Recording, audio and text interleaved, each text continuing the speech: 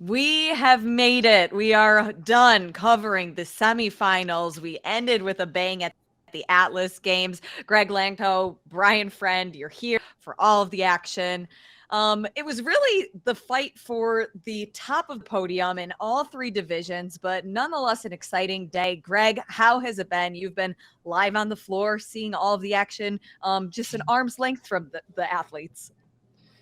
It was just so emotional. I just had the honor to announce the five um, qualifiers on the men's side, and it's a bit emotional for me to see that five Canadians was complete Canadian sweep, and seeing some kids that we saw growing from years and years and years, and now punching their tickets to the game. Some multiple for sure, but a first time qualifier like Nicolas Joyal, also, it's yeah. I'm a proud Canadian right now. That's all I gotta say. Proud Canadian and also proud friend. Brian Friend, how do you feel that the Atlas Games has just wrapped up? What was your favorite part? Got CrossFit just got to Wonderland. got to give it up for Jeff Adler. I mean, some people will say that that Pat made a lot of mistakes on that last workout, but it doesn't matter. Jeff did not, and Jeff did what he needed on the last day, got the wins, and it was important to him to win this weekend. So, I want to give him credit where it's due. All right, let's start with the teams. We'll take a look at the leaderboard. Greg, kind of walk us through any of the back-to-back battles that you saw or the highlights from the team competition today. There were a lot of highlights. That last workout was super impressive to see. Pro One really wanted to get that victory, and CrossFit PSC probably a little late to make that push, but getting that victory was certainly a very emotional moment here on Sunday. Everyone was cheering for them. They crushed the quarterfinals.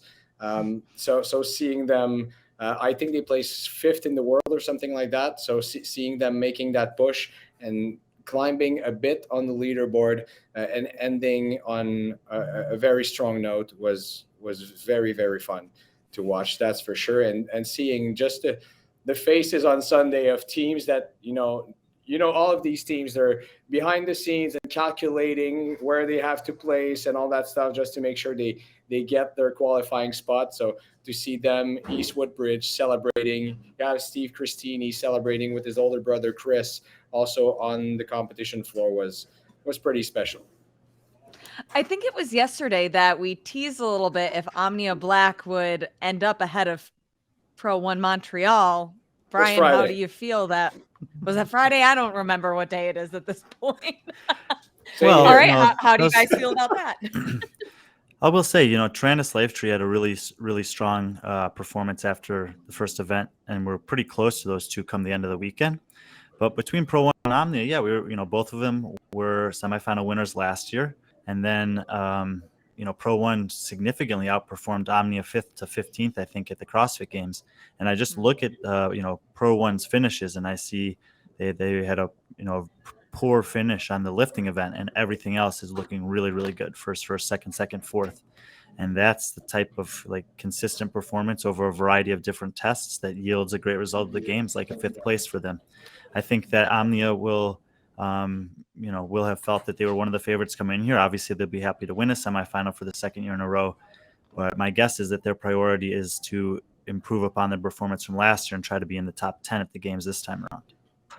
When we look at some of the other teams that have qualified in the top 5, how will they shake out when we're looking at the other teams that are heading to Madison, Greg?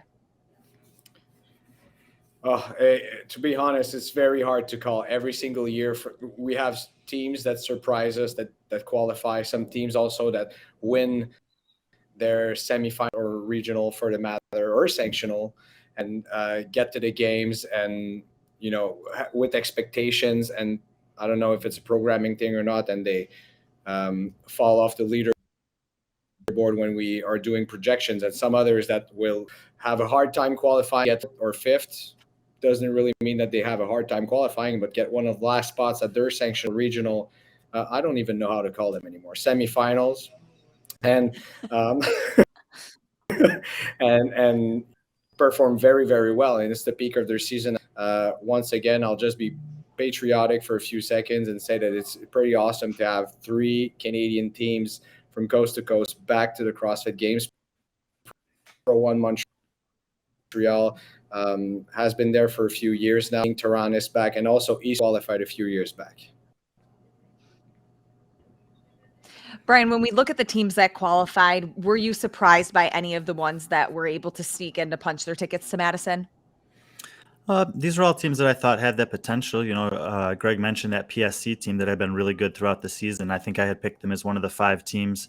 But I thought there were 6 or 7 probably that could make it, including all 5 of these. And it is cool. Greg referenced it. I think East Woodbridge hasn't been back to the game since 2016. Milford, as an affiliate, is making it back for the first time since 2017. And I know that part of CrossFit's motivation with we're calling it the Affiliate Cup team, or Affiliate Cup again, is to get teams like this who have some history and opportunity to get back into the Affiliate Cup equation at the games, and a few of them have done it here, which is pretty cool.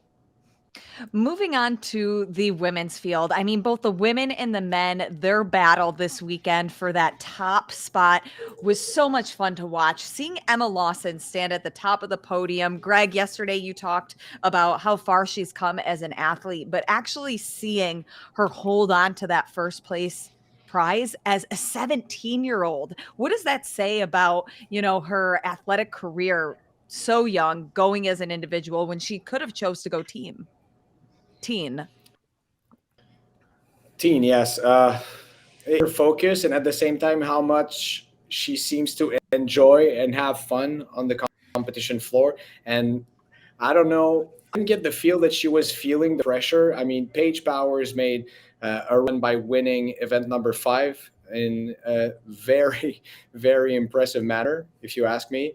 And then Emma came back to win event number 6, and she just seems so calm. And she's 17, but she's been CrossFitting for almost already. She's a product. Can I say that? I mean, she's been raised with CrossFit. Her parents were doing CrossFit. She's training with them. She still trains with them once in a while, which is super cool. And she really enjoys that. Her parents as well. And now she gets to go as at the CrossFit Games as the Atlas Games champion.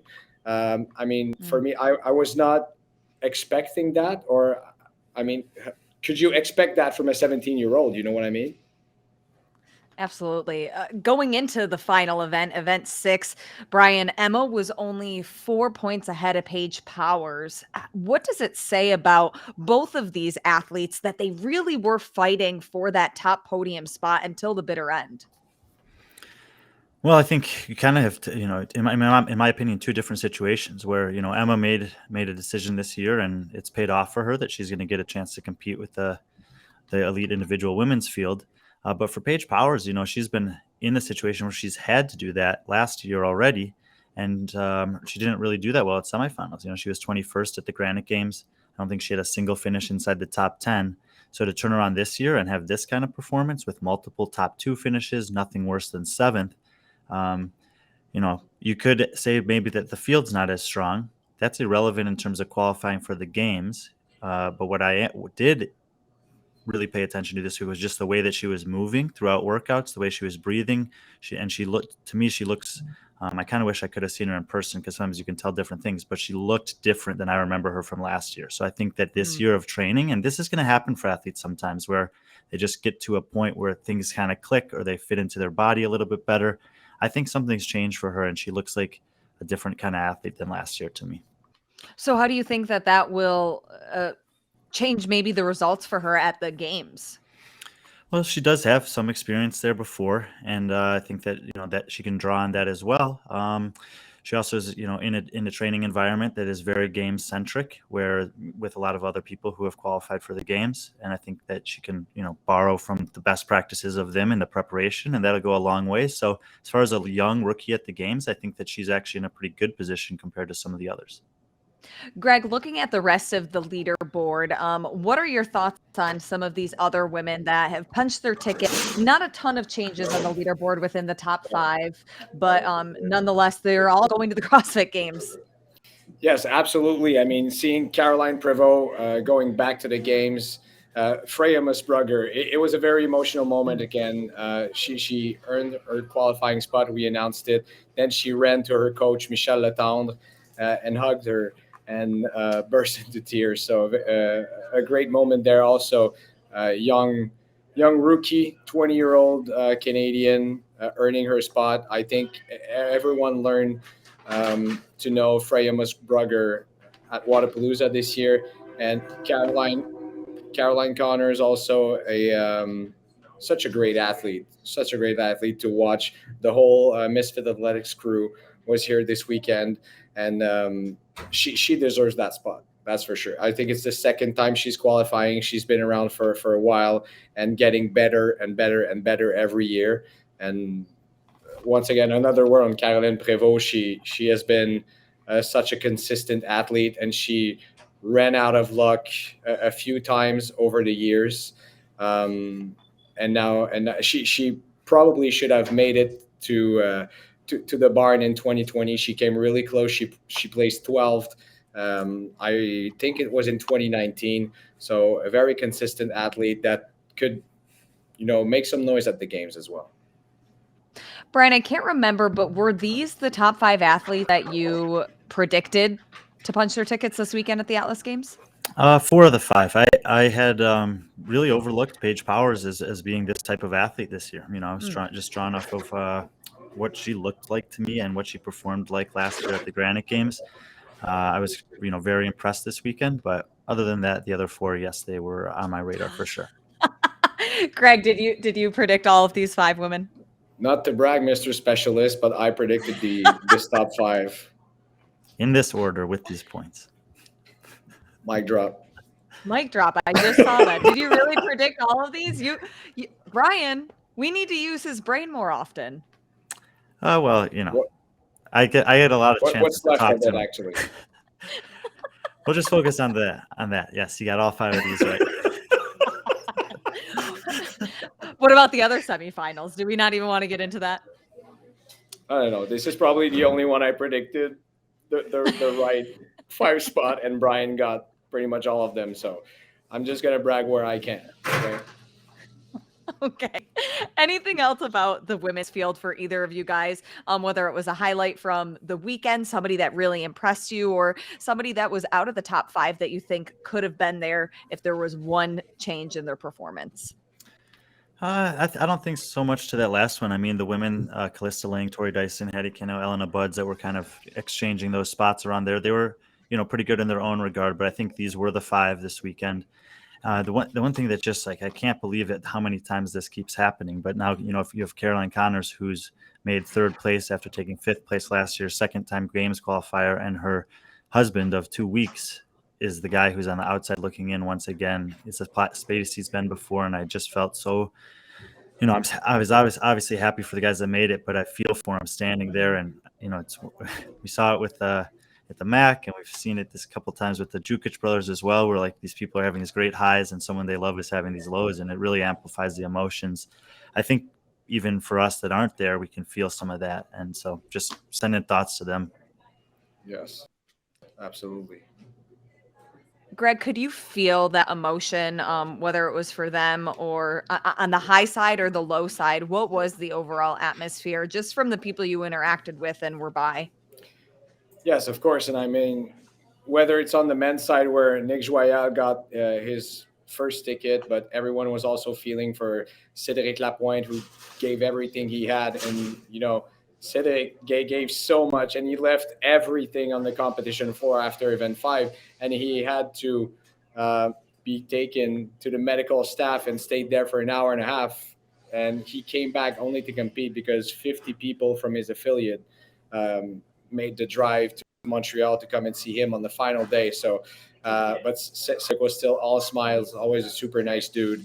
And it's the same thing for Austin Spencer. I mean, it's the second time I think he's placing 6th after 2017. We were talking about it in the past days, Lauren, Brian. And knowing Austin, I think I can consider Austin as a friend.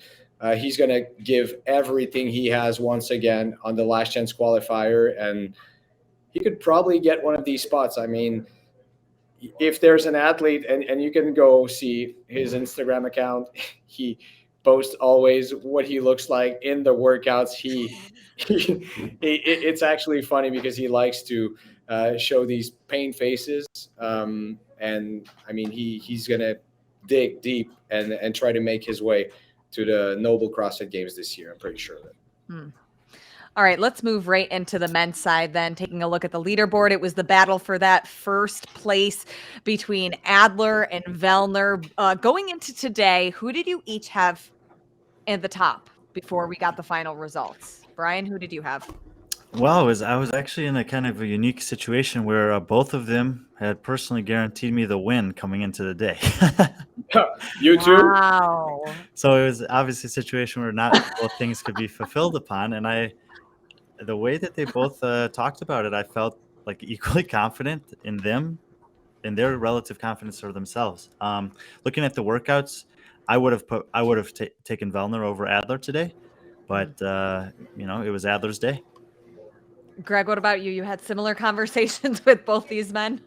Well, of course. I mean, I've known Pat for years and Jeff as well, and seeing them both battle on the competition floor and, going back and forth on, you saw one of them was faster on the rope and Pat was faster on the run. So we were doubting, and then this little chalk mishap, I'll call it this way, happened for Pat. And then he shook his head when he crossed the finish line, just started laughing, and, it was all good. So seeing them, I thought also that Pat would defend his title. He is the reigning champ. Well, not anymore, but he was the Atlas Games and won also the event before. And I mean, the experience of Pat Belt can't go wrong by picking him to win. But Jeff was so impressed. The first thing he told me on the floor was, "I told you I would win." Well, I wasn't doubting it. He says, "No, but I proved myself that I won." Okay, cool, guy. It's very happy for both of these guys. I didn't want to pick a side between these two. No, it's so hard because they're both incredible athletes. But speaking of that little chalk mishap, what could you see? Because I was just watching the live stream. He did his first rope climb where he missed the rope. Then it looked like he didn't touch the line, so he had to go back real quick. These little tiny, Brian, would you call them just errors in that last workout? Yeah, and I think he even missed the tag at the top once or twice on the last rope climb as well. So he had three strikes, you're out. Did that cost him the win? No, I think Adler still would have outsprinted him. He'd made too many mistakes before, but he was obviously very close to him. And I think even just that first miss, jumping and missing it, and then he basically sprinted faster than everyone else to get back into the race right away. Probably just set him off a little bit relative to what he was expecting to feel like in the last round. So, execution there. So we've been talking about him throughout the course of semifinals, and in that workout, Adler was a cleaner run, and that's gets you the win. For sure. Greg, you've been talking about Nick Joel. He's making his rookie appearance. What did you think about him overall? I mean, he had the highs and lows, being in first place after day one, not doing so great on day two, but then ultimately sneaking in and getting that 5th games ticket. Well, he had a pretty rough second day, and following that, it's hard to come back from such a high of having a perfect Friday, then a rough Saturday, and just be on the outside looking in with 2 events to go. So seeing him bounce back and actually get that qualifying spot, I was very pleasantly surprised and happy for him. He showed a lot of character, also a lot of talent and fitness, but that's another story. But it was all mental from there. He had to do well on both the events to get his ticket, and he did just that. There was only one person, and I think I said it, right? There's only one person who can beat Nick Joel now.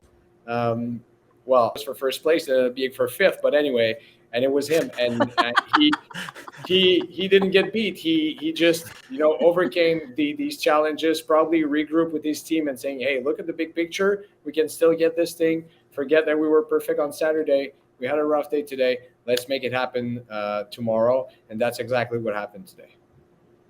All right, taking a look at the rest of the leaderboard, any other thoughts about the men who made it inside the top 5 or those that are just outside and headed to the last chance qualifier? Brian, we can start with you.